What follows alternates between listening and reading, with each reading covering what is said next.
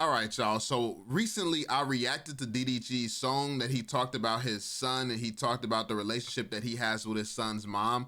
And the fact that it missed the mark with so many women, it was very concerning for me. Like, if you're a religious person, if you're a person who follows Christ and believes in Christ, um, I feel a lot of people are being misguided and misled, and they're starting to, and people are losing more and more losing touch with the spirit of Christ. And it's sad because a lot of this is very, very destructive, especially for my people in general, but destructive for the world. Because not being able to understand punishing the child is only going to continue this cycle of broken homes, this cycle of, this cycle of pain and hurt, and continue to make the world worse and darker and not good for anyone. All this pain and hurt that women think that it's smart to spread, it's really just foolish. And this, I got some comments that was showing me the perspective of how women see things sometimes. And I wanted to touch on a lot of this because people don't do it enough. And this is not to attack women. This is not to, talk down on women or anything. It's really just to inform the women who care, to understand and hear the other side, and to hear a difference in opinion and to hear a different perspective, in case you could be doing some things to really change the outcomes that you sometimes may bring on yourself. Because a lot of women don't realize what they fear most, what they're trying to protect themselves from, is exactly the situation they're putting themselves in, that they're putting themselves in a situation to only attract that. And I mean to solely attract what they're trying not to. That's what most women do without realizing it. They put themselves into the situation to attract what they're trying not to have. So I want to talk about boundaries, because that's what a lot of women was going at DDG about. Oh, he's a narcissist. He's not respecting boundaries. Is this, is that. Like, well, if he wanted to be in his kid life, he shouldn't have did that to the mom. He shouldn't have did that. He shouldn't have, like, what? It's women should be the main ones fighting for men to be in their children's life. Because the reason that you keep getting hurt by men is because there's no real men these days. There's not actually men standing on principles, men who are going to take care of you, not because the courts say that they should take care of you, but a man still respects you as a woman after a breakup, so he loves you enough as a woman to still want to take care of you. But the problem is, most of y'all done hooked up with booty calls who it was never actually love or never anything, because you were going after lust, the man was going after lust. So if y'all have a child together, all you can do is at best hope to lock him down. That's crazy. The system, how they've tricked us into another form of slavery, is ridiculous. And then they have us damaging ourselves more than we have ever hurt one another before in history. It's crazy. So let's talk about these women setting boundaries and how it actually backfires on you. So, like, I hear some crazy perspectives like, I won't date a man unless he's making six figures. I'm just setting my boundaries. I'm setting my standards. Cool. You meet a man who's not making six figures. Like, listen, the wrong man, and this is why I say you're only going to attract the wrong man. The wrong man, he gonna be dressed all nice. He gonna be looking good. He gonna have on the fake jewelry, making you think he's like that. He gonna play the role and make you think that it is what it's not. He gonna convince you that he's someone he's not. He gonna get in there and then he gonna get out. The man who's not making six figures and don't fit that criteria, he's not gonna waste his time trying to prove anything to you, because he's really, the man that you want is focused on building a life where he's really making six figures. So he doesn't have time to sit here and convince you that he's someone he knows that he's not right now, because he has to build that business. He has to work on the things that he's working on. So the man that you truly want, you've just taken out of the equation, and you've only left yourself with, yeah, you may find a real man making only six figures, but what would he want you for? Which is probably just to sleep with you. And cool, you get you a real man making six figures, but if you bring nothing to the table outside of these crazy boundaries, he's just going to use you for what he wants you for. Or you have the pretenders who's going to pretend like they fit into that category, get what they want, and then leave you. So notice how the good man is the man that you have basically alienated by setting this standard that's supposed to empower you, but really it turns out to be a stupid decision. So then you have the oh, I don't clean for a man who won't provide for me. I won't be a wife until this man does this, until this man does that. At the end of the day, when a woman is the right kind of woman, and you cook, you clean, you do all the things that a man would need you to do, that's what makes him consider wifing you. That's what makes him want to choose you. That's what makes him be willing to go the extra mile for you. So you're saying that until this man proves himself to me, I'm not going to do the things that any woman should be doing. At that point, a good man is going to walk away. I really am that guy. I really will give you I know me. I really will give you my heart. I'll give you everything. I'll give you the world. There's not a single thing you can ask me for that I won't provide for you. So at the point where that's my mentality and you done already set this crazy standard, I'm not proving shit to you. Who is you? You know, every girl in the world want a man like me. What am I finna choose? I don't gotta put up with this standard. Let me go to somebody who's gonna do all those things. I'll appreciate her because I know she gonna appreciate me. Every woman would appreciate me.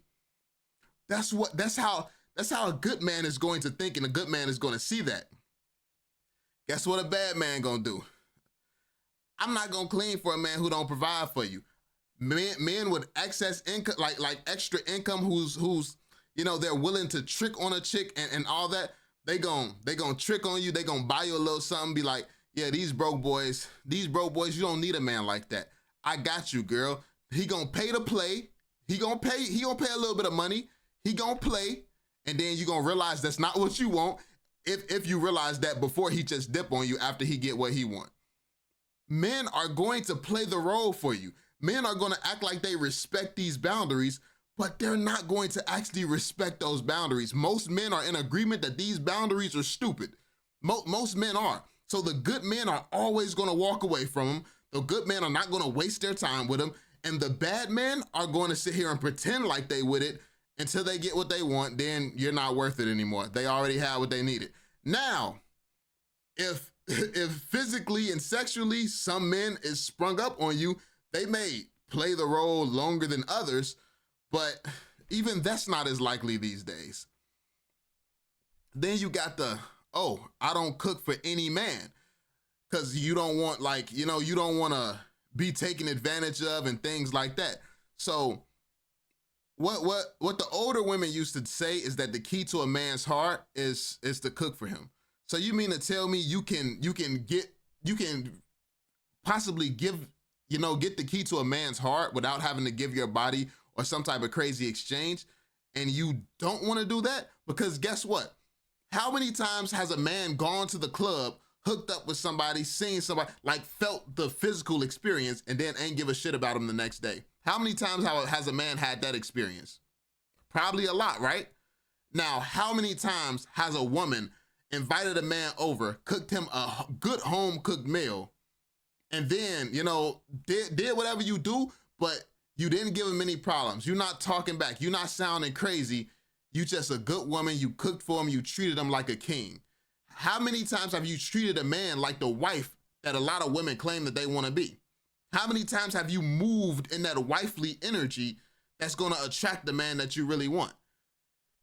You probably done said some crazy stuff, did some crazy stuff where a man's just like, ooh, when I get what I want, I'm out of here. Like, that's how a lot of relationships be these days, where women start off on the wrong foot, setting stupid boundaries. So as soon as a man get past that boundary, all you just told a man was, you got to pretend to be this in order for me to give you that. And most men who's thirsty is going to pretend, they're going to pretend away until they get it. Niggas be thirsty. So all you've done is literally alienate all good men and solidify you're only going to get bad men. That's literally what you did to yourself. So, yeah. Then stuff like, I don't trust men with female friends. That's the boundary I'm setting. You can't have female friends. You can't tell a man he can't have female friends, because a man that's going to cheat on you is going to cheat on you regardless of if you know he has a female friend or not, or if you know he's talking to females or not. And a man who's not going to cheat on you and he can keep a female in their place, that female is already in her place, and she more than likely would not cross that line because she knows he don't play that. That's how a real man operate. That's how a real man move. So you're safe with the right man in the first place. So setting this boundary, all you have done is you've invited the guys who gonna pretend like they're gonna honor that boundary when you ain't telling no man what to do. Like, not for real. So setting that boundary, like setting all these kind of boundaries and then believing that somebody's gonna respect them, is crazy. And then you think that, oh, I'm just trying to protect myself.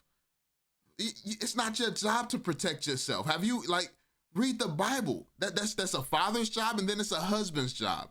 Like, obviously you got to use discernment, you got to have wisdom and things like that. But at the same time, setting a stupid boundary is not going to help. How about you get in your feminine energy, be the woman that a man wants, and you're more likely to actually find a husband, because it's men who's going to value you being the way. Like, what happens is women choose the wrong man, he dogs them, and then they like, oh, I'm not doing that for a nigga again. That was the wrong decision. No, you chose the wrong man. You knew ahead of time everybody in the club want that man. So why would he choose you? What are you bringing to the table that's different where he's going to choose you? You did it to yourself. Meanwhile, if you treating men with respect, you're not argumentative, you're understanding, you can communicate, you're really hearing, you're really bringing everything to the table that a man wants in his life forever. You wouldn't have to deal with all these issues that women have to deal with when they're the wrong woman.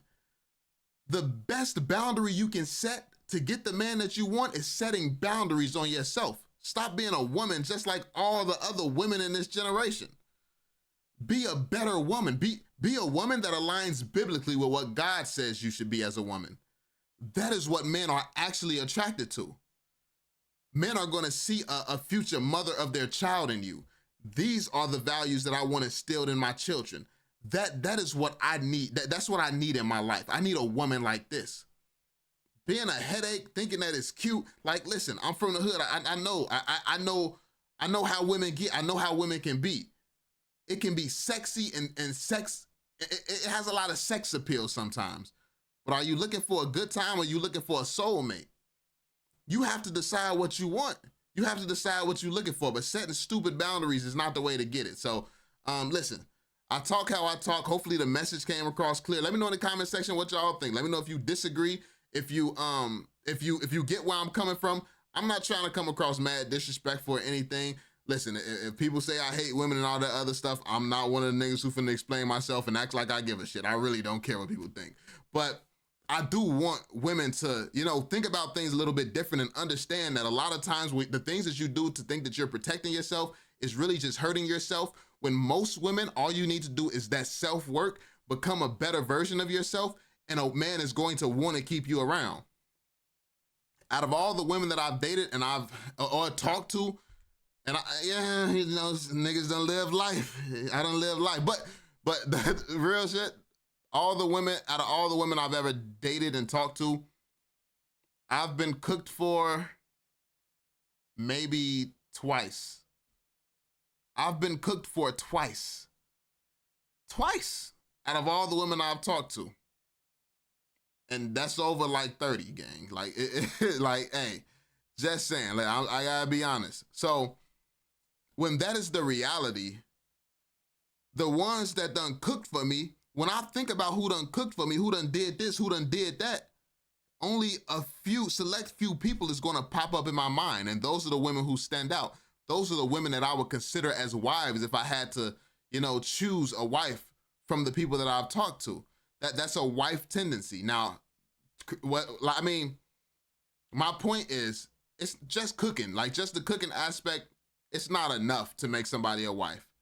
But if the woman can cook, if the woman can communicate, no arguments, no anger, no emotional outburst, you just really understand what I'm saying. And I mean, don't just listen to what I'm saying, but understand it. You can process it, really get where I'm coming from, respect it, and move out of love and value the thing that I just told you.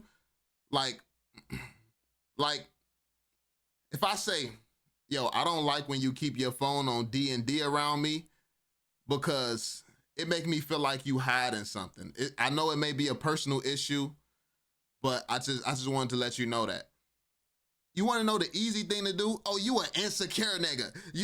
I gotta have my phone where it's not on D&D because you scared and this, you that. Like, you think a nigga finna put up with that? Like, but you want to know what the woman who says, "Oh, I'm so sorry you done dealt with women who made you feel this way." Look, I'm gonna make sure, because this is important to you, I'm gonna make sure that you always know, like, no, I'm not that type of woman. What that woman just did is build trust. She wasn't argumentative. She showed she could communicate. She showed that she would listen, and she showed that she would not just listen, she would hear him and then make a change for him. But see, women would clown that woman and say, you don't gotta tell that nigga, you don't gotta show that nigga shit. And whole time, that's exactly what'll make a woman memorable for a man and make a man want to marry her. But see, women, the thing is, women listen to other women who can't keep a man or who got hella divorces, or it's like women listening to the wrong shit out here. And then women are all, I don't know how women ain't came to the conclusion that you don't listen to somebody who can't do the thing that you trying to do. This person can't get a husband and can't keep one, and you're listening to them about how to get one.